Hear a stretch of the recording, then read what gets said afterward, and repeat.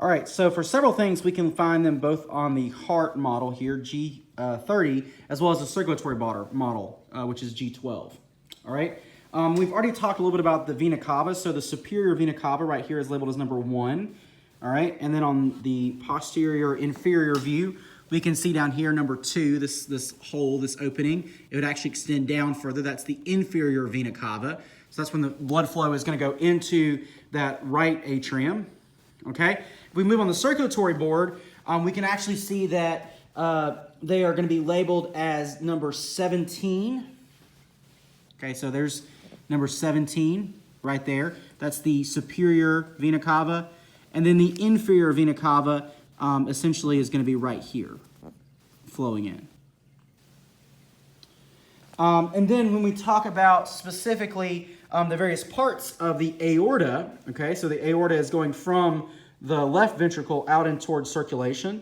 This is going to be number 7 through 7A, right? It's number 7 on the heart model is going to be the ascending aorta. This is the aortic arch right here, this kind of curve where it's labeled as 7A. And then if it were to actually continue to go down on this model, it would be the descending aorta. On the circulatory board, we actually only have the descending labeled. So this is the ascending aorta right here. There's the aortic arch. You can see right here as it curves. And then number 20 right there is actually the descending aorta.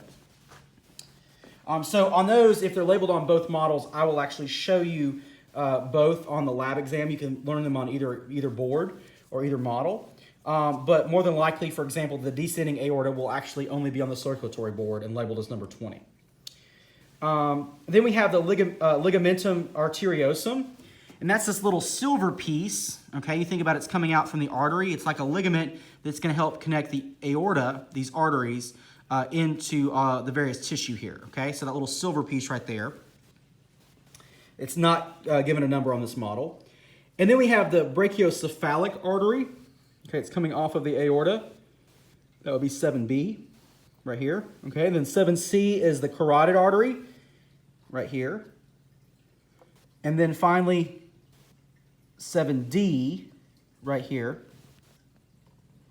is going to be the subclavian. So B is the brachiocephalic, C is the carotid, and D is the subclavian. And A, of course, there being the aortic arch.